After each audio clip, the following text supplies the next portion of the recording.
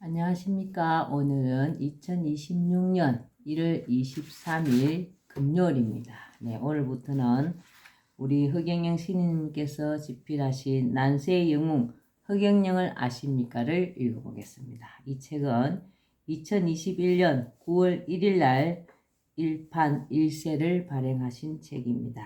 네. 허경영의 초인류 국가를 건설하는 지침서입니다. 난세의 영웅 허경영을 아십니까?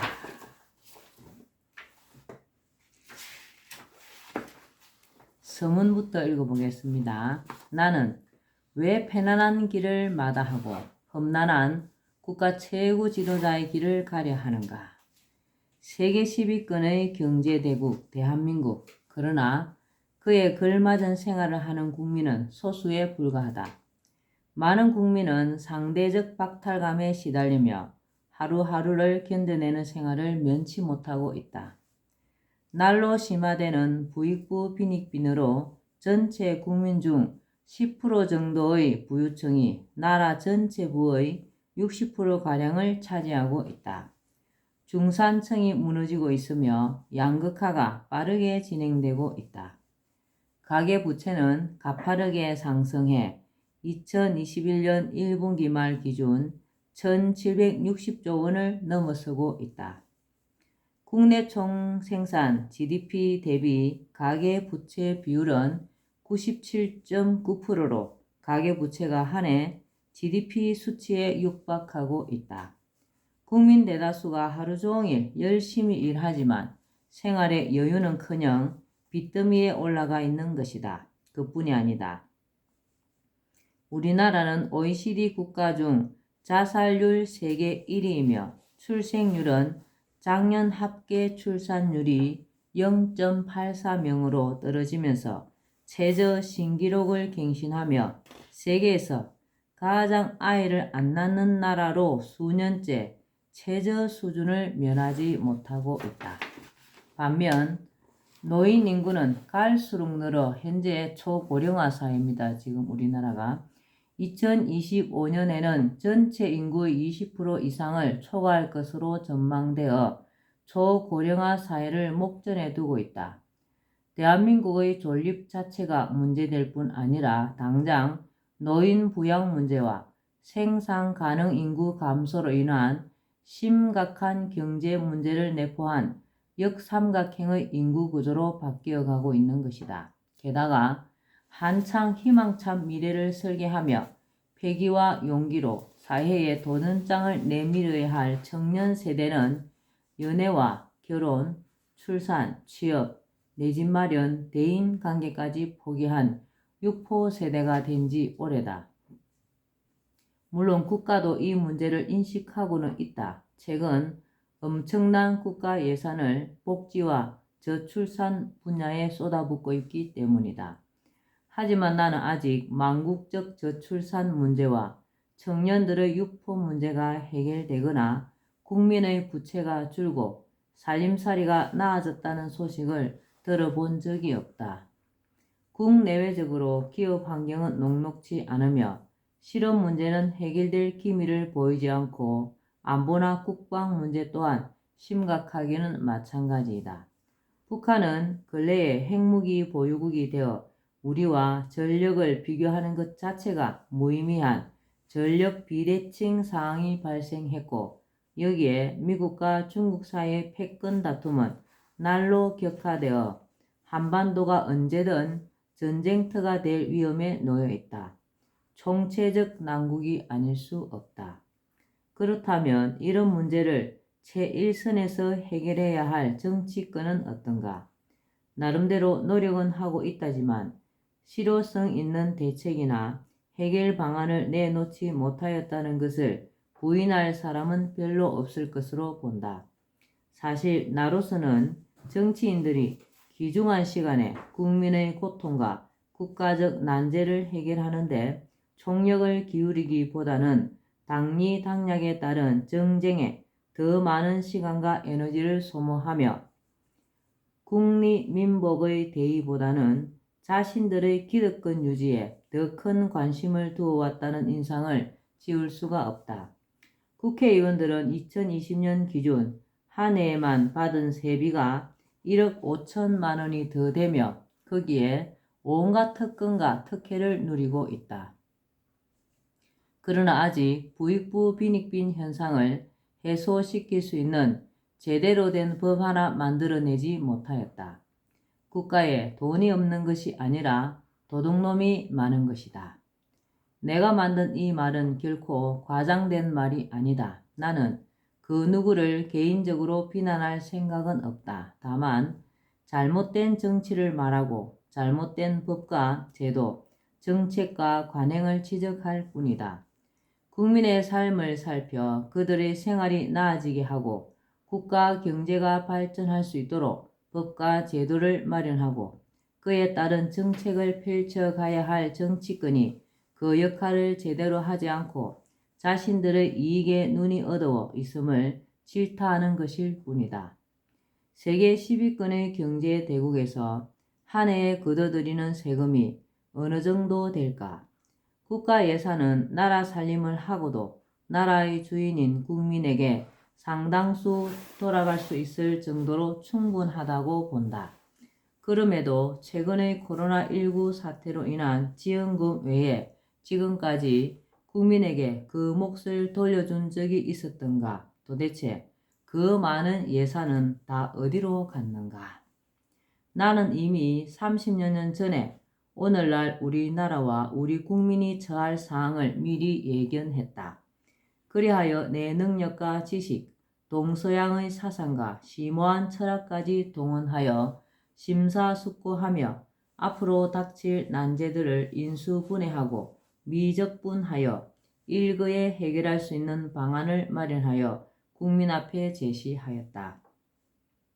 그것은 미구에 닥칠 수 있는 난제들을 어떻게 하면 미연에 방지하고 해결하며 국민이 어떻게 하면 빈곤과 생계 문제의 고민에서 벗어나 안정되게 생활을 할 수 있게 할 것인가? 그리고 생계로 인해 어쩔 수 없이 하게 되는 강제적인 일의 억압에서 벗어나서 하고 싶은 일을 하며 좀 더 차원 높은 생활을 하게 할 수 있을까 하는 자문과 고민 속에서 나온 나의 답변이며 결론이었다.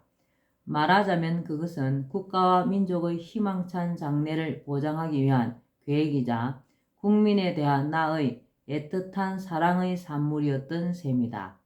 또 거기에는 국가 경제의 발전으로 풍부해진 부를 모두가 함께 누리는 공존 공영 사회를 실현시키는 나의 철학이 담겨 있다. 이러한 방안이 실현되면 우리나라는 중산주의 국가가 될 수 있다. 중산주의란 모든 사람이 중산층 이상의 생활을 누릴 수 있도록 하려는 경제 이념이자 사회 경제 체제이다.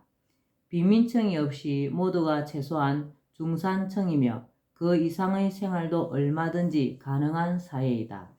그리고 이 중산주의 체제야말로 내가 우리나라와 전 세계에 실현시켜 공의로운 세상을 만들려고 하는 나의 뜻이고 목표이기도 하다. 전 세계에 실현시켜 공의로운 세상을 만들려고 하는 나의 뜻이고 목표이기도 하다. 중산주의 체제. 일부에서 오해하듯이 나의 일단의 방안들은 국민배당금제, 결혼수당 지급 등 몇 가지 방안만 주면 퍼주기 정책처럼 보일 수 있다. 그러나 그것은 인기를 끌기 위해 아무 대책 없이 퍼주는 포퓰리즘 방안이 절대 아니다. 그 방안들은 우리나라가 마주하고 있는 난제들을 풀고 진정으로 국리 민복을 이루기 위한 것들로서 개인의 사리 사욕이 개입되는 포퓰리즘과는 차원이 다르다. 또 우리나라는 이미 국민에게 그만한 돈을 줄 수 있는 충분한 경제력을 갖춘 나라이다. 정치인들이 바로 서고 국가 운영을 책임진 사람들이 낭비나 누수 없이 나라 살림을 잘하면 얼마든지 주인인 국민에게 국가 수익을 나누어 줄 수 있다. 나의 방안들은 단지 권력 장악만을 목표로 하는 대책 없는 인기 영합의 퍼주기가 결코 아닌 것이다. 여파도의수라는 말이 있다. 파도는 물에 의지하여 일어난다는 말로 물이 없으면 파도가 칠 수 없다는 뜻이다. 마찬가지로 기업이 돈을 벌고 누군가 부자가 되는 것은 국민이 기업이 만든 제품을 사주기 때문이며 사람들의 도움이 있기 때문이다. 국민이 없다면 누가 기업을 일으킬 수 있으며 돈을 벌 수 있겠는가? 따라서 부를 얻은 사람은 그 부를 가능하게 해준 국민과 나누어야 마땅한 것이다. 국민 모두를 중산층 이상으로 만들어주는 방안은 바로 이러한 자연의 이치를 기본 철학으로 만든 방안이다. 오해하는 것 중 또 하나가 그러한 방안이 사회주의와 공산주의 제도라는 것이다. 그러나 절대 그렇지 않다. 그러한 방안은 자본주의 자유시장 경제를 토대로 한 것이다. 국가와 국민의 관계를 주식회사와 주주의 관계로 설정하고 국가의 재산을 주주인 국민의 것으로 규정한다. 그리하여 대한민국 총재산 7경원 정도를 국민의 수 약 5천만 명으로 나눈 14억 원가량의 지분을 국민 한 사람이 가진 것으로 산정한다. 그래서 모든 국민은 세금 등 국가 경영의 수익금에 대해 배당금을 요구할 수 있는 권리를 갖게 된다. 명실공히 국민이 국가의 완벽한 주인이 되는 것이다. 그러한 방안이야말로 국민 주권의 민주주의로 치면 최고 수준의 민주주의라고 볼 수 있다. 말하자면 그러한 방안은 자본주의를 바탕으로 한 것이며 민주주의의 완성판이라 할 수 있다. 나아가 지금까지 그 누구도 하지 못했던 자본주의의 폐단인 부익부 빈익빈을 해결하여 자본주의를 완전한 체제로 완성시켜주는 제도라고 할 수 있다. 기업이 활동하기 좋은 여건을 만들어주며 누구든 노력 여하에 따라 기본적으로 보장되는 중산층을 넘어 더 많은 부를 획득하는 것도 가능하게 해준다. 또한 세금을 많이 내어 그러한 방안이 원활히 돌아가도록 해주는 부자들을 사회가 존경할 수 있게 하는 시스템도 함께 가동하게끔 되어 있다. 사회 경제적 개념인 중산주의를 정치적 용어로 말하면 신정주의이다. 신정주의는 대우주를 관장하는 신의 화신체인 신인이 공의를 실현하는 정치이다. 신정주의야말로 말이나 글로만의 형식적 민주주의가 아니라 국민을 나라의 진정한 주인으로 대접하는 정치 체제이며 공정 공영의 공의가 실현되는 정치로 신정주의 체제에서 모든 국민은 자유롭고 풍요로운 삶을 구가할 수 있다. 한 국가나 전 세계 경제 수준을 보았을 때 구성원 모두가 인간다운 삶을 살 수 있을 정도의 경제력이 되는데도 부의 분배 시스템이 잘못되어 국가나 지구촌이라는 하나의 울타리 아래 양극단의 생활상이 나타나는 것은 공존 공영을 벗어난 것으로 공의가 실종된 모습이다.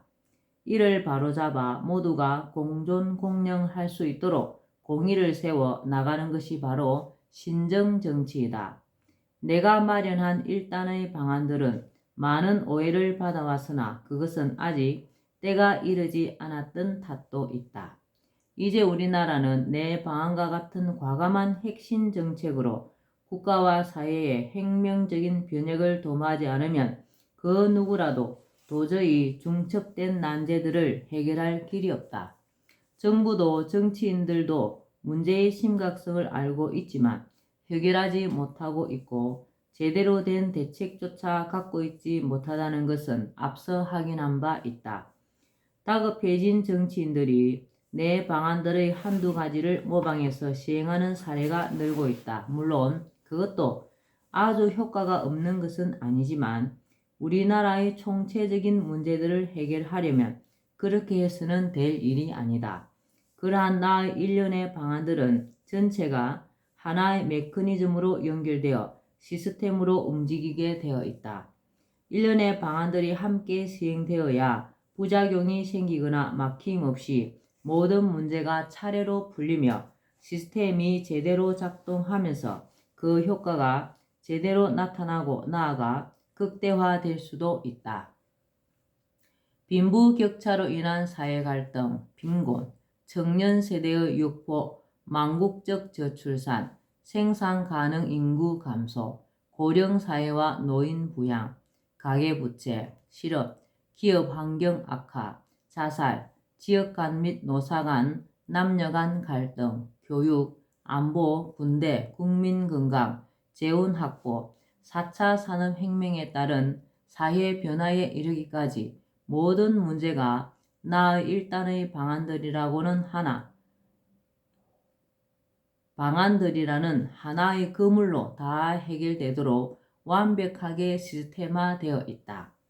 앞으로 그 누구든 이와 같이 통합적이고 혁명적인 방안들과 같은 과감한 대핵신의 방법이 아니고서는 결코 이 나라를 살리고 우리 민족을 보존하며 국민을 고통에서 벗어나게 할 수는 없을 것으로 본다. 나는 왜 편안하고 즐거운 길을 마다하고 외롭고 힘든 국가 최고 지도자의 길을 택하고 있는가? 이유는 딱 하나이다. 우리나라 모든 국민이 고루 잘 살게 하고 잘못된 정치로 고통받고 있는 국민을 편안하게 하려는 내 삶의 목표와 이를 이루어야 한다는 사명감 때문이다. 나는 어려서부터 세계의 지도자가 되어 세상을 편안하게 해야 한다는 사명감을 갖고 그것을 내 인생의 목표로 받아들였다.